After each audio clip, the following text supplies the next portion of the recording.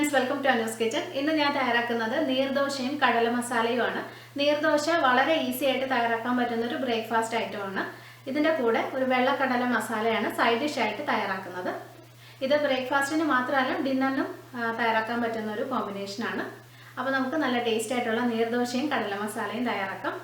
നീർദോശയ്ക്കും കടല മസാലയ്ക്കും ഉള്ള പച്ചരിയും കടലയും നേരത്തെ തന്നെ കഴുകി വെള്ളത്തിൽ കുതിർത്ത് വയ്ക്കുക. ഞാനിത് തലേദിവസം രാത്രി തന്നെ വെള്ളത്തിലിട്ട് വെച്ചതാണ്.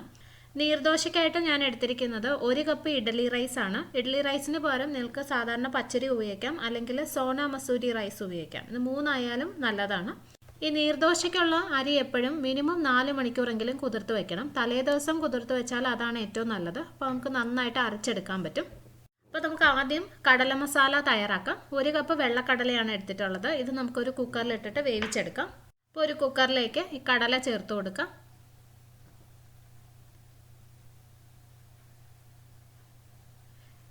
ഇനി ഇതിലേക്ക് നമുക്ക് കടല വേവാൻ ആവശ്യമുള്ളത്ര വെള്ളം ഒഴിക്കാം. ഞാൻ 2.5 കപ്പ് വെള്ളമാണ് ഒഴിക്കുന്നത്.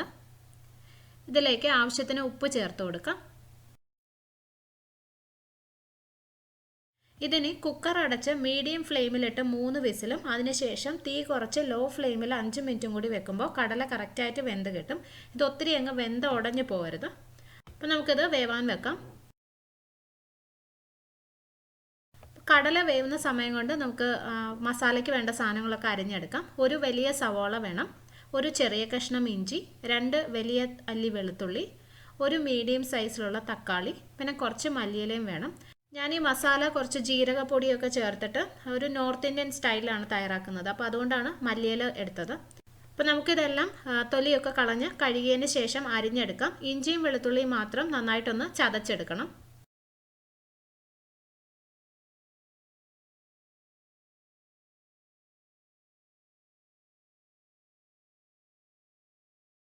അപ്പോൾ ഇതെല്ലാം അരിഞ്ഞെടുത്തിട്ടുണ്ട്. ഇഞ്ചിയും വെളുത്തുള്ളി മാത്രം ചതച്ച് വെച്ചിട്ടുണ്ട്. മല്ലിയില ഞാൻ കറിയിൽ ചേർക്കുന്നതിന് തൊട്ട് മുന്നേ മാത്രമേ അരിയാറുള്ളൂ. അപ്പോൾ അത് മാറ്റി വയ്ക്കാം. അപ്പോൾ കടല വെന്തിട്ടുണ്ട്. ഇത് കണ്ടോ, ഇതുപോലെ ഒട്ടും വെന്ത് ഉടഞ്ഞു പോകരുത്. പക്ഷെ നമ്മളിങ്ങനെ കടല എടുത്തിട്ട് ഒന്ന് പ്രസ് ചെയ്ത് നോക്കിയാൽ നല്ല സോഫ്റ്റ് ആയിരിക്കണം. ഇങ്ങനെയാണ് വേണ്ടത്. അപ്പോൾ ഇനി നമുക്ക് മസാല തയ്യാറാക്കാം.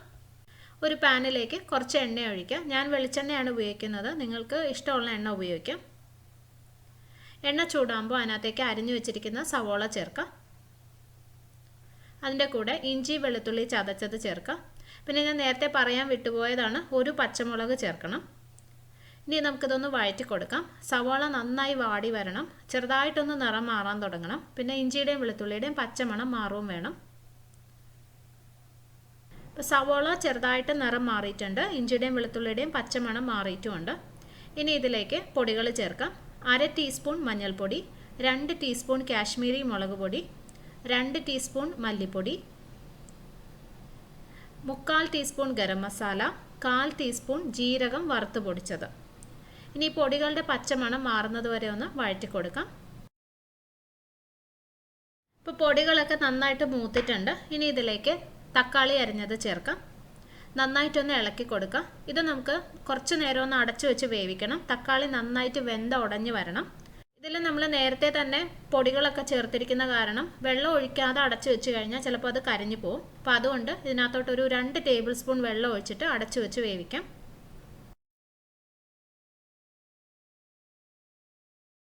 ഇപ്പോൾ തക്കാളി നന്നായിട്ട് വെന്തിട്ടുണ്ട്. നല്ല ഒരു മസാല പോലെ ആയിട്ടുണ്ട്. ഇനി ഇതിനകത്തേക്ക് നമുക്ക് വേവിച്ച് വെച്ച കടല ചേർക്കാം. നന്നായിട്ടൊന്ന് ഇളക്കി കൊടുക്കാം. മസാല ചേർത്ത് ഇളക്കാം. ഇതിനകത്തേക്ക് ഇനി ആവശ്യത്തിന് വെള്ളം ഒഴിക്കണം. നമ്മൾ കടല വേവിച്ചതിൽ തന്നെ ബാക്കി വെള്ളമുണ്ട്. അതിനകത്തുനിന്ന് ആവശ്യത്തിന് എടുത്ത് ഒഴിച്ചാൽ മതി. ഞാനിത് അധികം ഗ്രേവി ഇല്ലാതെ ഒരു മസാല പോലെയാണ് തയ്യാറാക്കുന്നത്. അപ്പോൾ അതുകൊണ്ട് ഞാൻ ആ കടല വേവിച്ച വെള്ളത്തിൽ നിന്ന് 1/2 കപ്പ് വെള്ളമാണ് ഇതിനകത്തോട്ട് ഒഴിക്കാൻ പോകുന്നത്. നിങ്ങൾക്ക് കൂടുതൽ ഗ്രേവി വേണമെങ്കിൽ കൂടുതൽ വെള്ളം ഒഴിക്കണം. അപ്പോൾ ഒരു 1/2 കപ്പ് വെള്ളം ഒഴിക്കാം. ഇനി ഇതിലേക്ക് ആവശ്യത്തിന് ഉപ്പ് ചേർക്കാം. നന്നായിട്ടൊന്ന് ഇളക്കി കൊടുക്കാം. ഇതിനകത്തേക്ക് കുറച്ച് മല്ലിയില ചേർത്ത് കൊടുക്കാം. ഇതിനി ചെറിയ തീയിലിട്ട് ഒരു 10 മിനിറ്റ് വേവിച്ചാൽ മതി. അപ്പോഴേക്കും ആ മസാലയൊക്കെ കടലയിൽ നന്നായിട്ട് പിടിച്ചു വരും. അപ്പോൾ നമുക്കിത് അടച്ചു വെക്കാം. കടല മസാല തയ്യാറാവുന്ന സമയം കൊണ്ട് നമുക്ക് നീർദോശയ്ക്കുള്ള മാവ് അരച്ചെടുക്കാം. 1 കപ്പ് ഇഡ്ഡലി റൈസ് എടുത്തിട്ടുണ്ട്. തലേദിവസം രാത്രി വെള്ളത്തിൽ കുതിർത്ത് വെച്ചതാണ്. ഈ അരി നമ്മൾ തലേദിവസം രാത്രി തന്നെ കുതിർത്ത് വെക്കുന്നത് കൊണ്ട് നന്നായിട്ട് തരിയില്ലാതെ അരച്ചെടുക്കാൻ പറ്റും. എന്നാൽ മാത്രമേ നമ്മുടെ നീർദോശ നല്ല സോഫ്റ്റ് ആയിട്ട് കിട്ടത്തുള്ളൂ. പിന്നെ നമുക്ക് 1/2 കപ്പ് തേങ്ങ വേണം. മാവ് തയ്യാറാക്കാൻ ആവശ്യത്തിന് വെള്ളവും വേണം. നീർദോശയുടെ മാവ് എപ്പോഴും നല്ല ലൂസായിരിക്കണം, അതായത് ഏകദേശം വെള്ളത്തിൻ്റെ അതേ കൺസിസ്റ്റൻസിയാണ്. നമ്മൾ ഉപയോഗിക്കുന്ന അരിക്കനുസരിച്ച് ചേർക്കേണ്ട വെള്ളത്തിൻ്റെ അളവിൽ വ്യത്യാസം വരാം.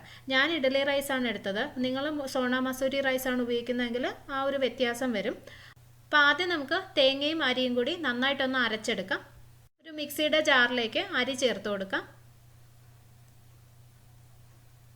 ഇനി ഇതിലേക്ക് തേങ്ങ ചേർക്കാം. ഇതിപ്പോൾ 1 കപ്പ് ആയതുകൊണ്ട് എനിക്ക് ഒറ്റ തവണ കൊണ്ട് അരച്ചെടുക്കാൻ പറ്റും. കൂടുതൽ അരി എടുക്കുവാണെങ്കിൽ കുറച്ചായിട്ട് ചേർത്ത് അരയ്ക്കണം. ഇനി ഇതിലേക്ക് കുറച്ച് വെള്ളം ഒഴിച്ചിട്ട് നന്നായിട്ട് അരച്ചെടുക്കാം. ഈ സമയത്ത് നിങ്ങൾ കൂടുതൽ വെള്ളം ഒഴിച്ചു കഴിഞ്ഞാൽ ആ തരിയില്ലാതെ അരച്ചെടുക്കാൻ ബുദ്ധിമുട്ടായിരിക്കും. അപ്പോൾ ആദ്യം ഒരു 1/2 കപ്പ് വെള്ളം ഒഴിച്ചിട്ട് ഒട്ടും തരിയില്ലാതെ അരച്ചെടുക്കാം. അതിനുശേഷം പിന്നെ കൂടുതൽ വെള്ളം ഒഴിച്ച് ഇത് ലൂസാക്കി എടുക്കാം.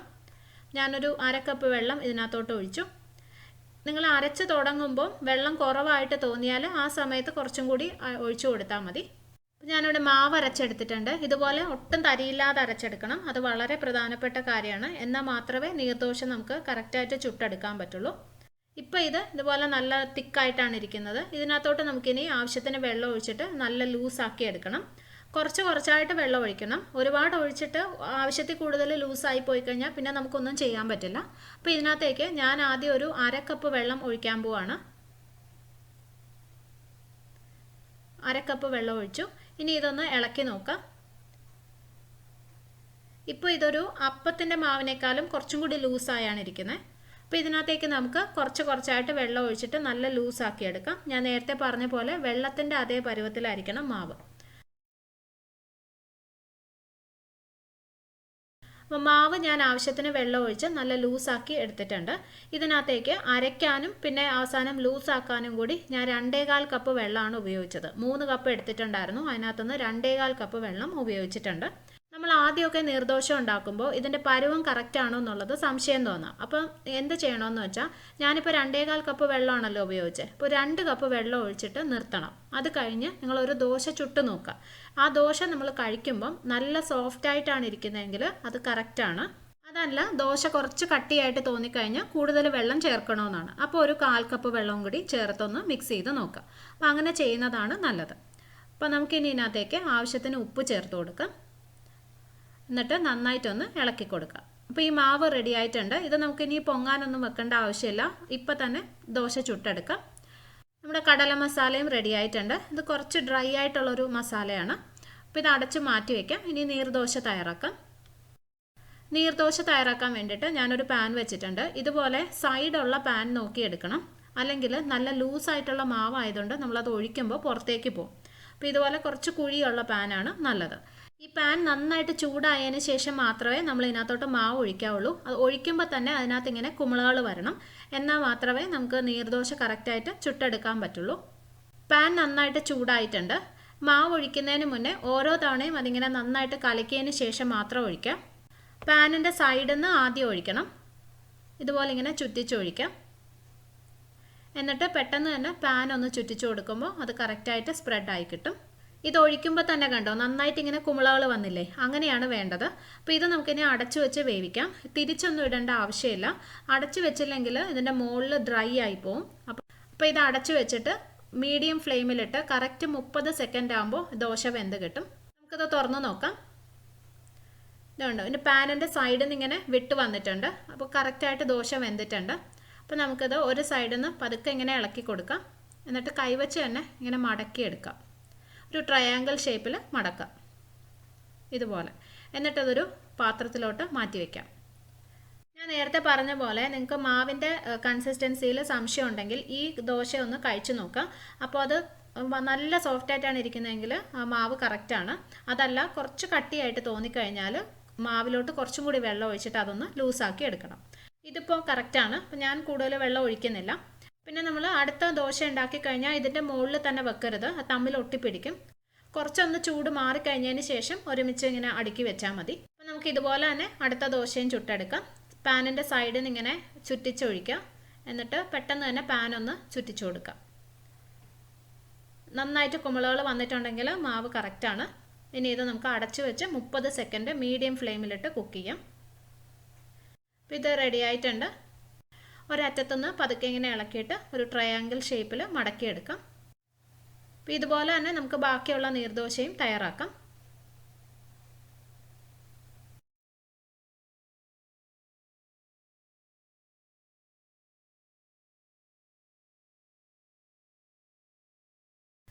നീർദോശ എല്ലാം റെഡി ആയിട്ടുണ്ട്. ഇതിൻ്റെ ചൂട് ചെറുതായിട്ടൊന്ന് മാറിയിട്ടുണ്ട്, അതുകൊണ്ടാണ് ഞാനിങ്ങനെ അടുക്കി വെച്ചിരിക്കുന്നത്. ഇനി ഇത് തമ്മിൽ ഒട്ടിപ്പിടിക്കത്തില്ല.